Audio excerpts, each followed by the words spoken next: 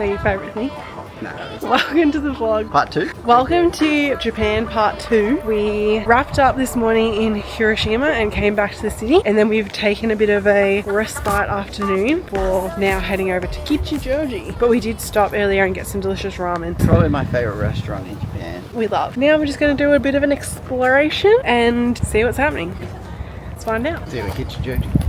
Alrighty, this was one of many different adventures I had when we were in Japan, just looking at all the different products. This is the store Loft, which has a bunch of different things, not just makeup, they do stationery as well. Shout out to Luke, who literally just had to hang out whilst I was going through every single product. After we spent the afternoon wandering around, we had a pretty chill night, and then it was cut straight to the next day where we decided to head to Harajuku and get some breakfast. Not gonna lie, we were going for, you know, those classic fluffy Japanese pancakes, but they were overpriced and they didn't taste as good as I had really wanted them to. And literally this comes from the girl who loves a sweet treat. It was too sweet. It was too much. You did too much there, Japan. Reel it in. So then we spent the morning wandering around Harajuku. We had a wander through the different shops. I was super excited to go to the Cosmo store, which opened at like 11. I did do a little bit of damage there, so we'll have to have a look at that in a later vlog. We then joined the line for I Am Donut. It looked really long, but it moved rather fast. So I have to say that I didn't necessarily rate these donuts super highly. Then it was time to find a spot for lunch, and we found this smokehouse. Pretty much just a bit of a change from the Japanese food we'd been eating today. After a wander down Cat Street, we stopped in at the little bakery Tokyo. However, to be honest, it wasn't as good as I thought it would be. Luke and I then walked from Harajuku to Shibuya and the big Shibuya crossing. We had visited here the last time we were in Japan in 2018. However, it was still fun to get out there and experience it again. Luke found this special Mad Max activation thing. However, I was so much more interested in watching this couple put this tiny little dog in a backpack.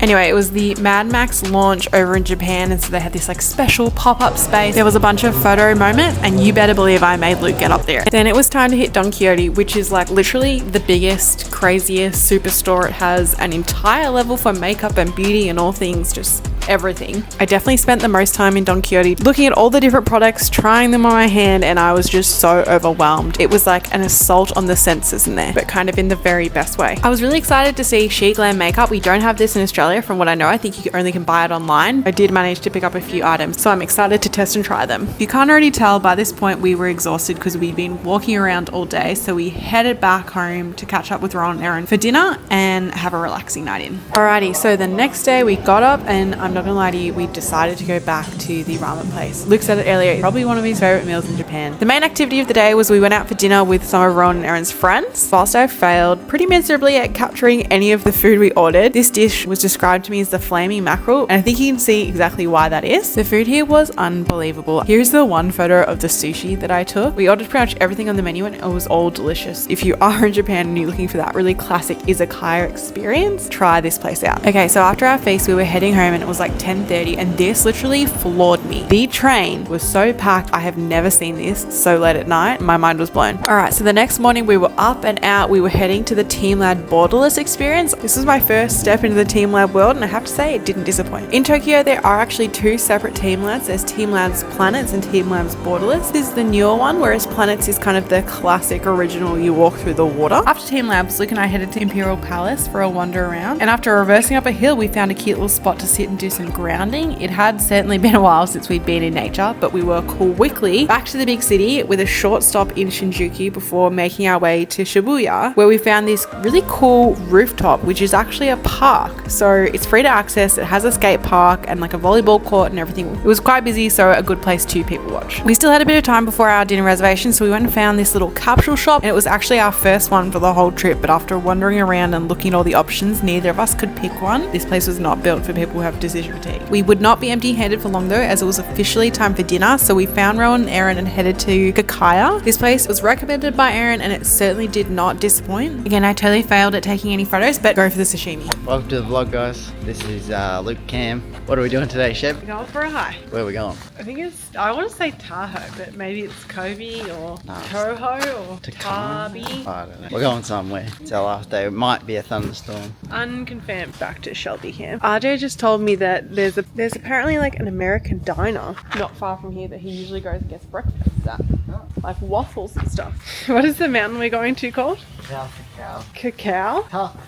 Takao. We're gonna go find Erin, get on the train, climb this mountain, have some noodles. Welcome to the vlog. Pretty much. Let's go!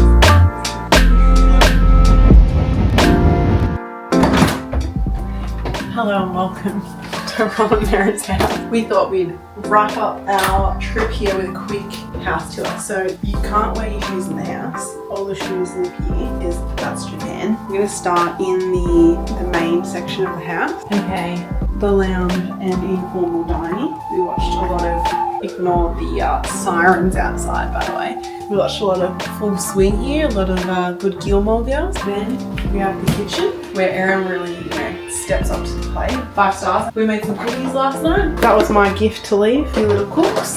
Then apparently this is like the traditional Japanese room, but they've got some like flooring down so you can walk in now. But this is usually where you have the table on the floor. Then lastly, downstairs, toilet. I feel like when we first came to Japan, I was surprised by it, but it's like a wet room. The shower bath combo.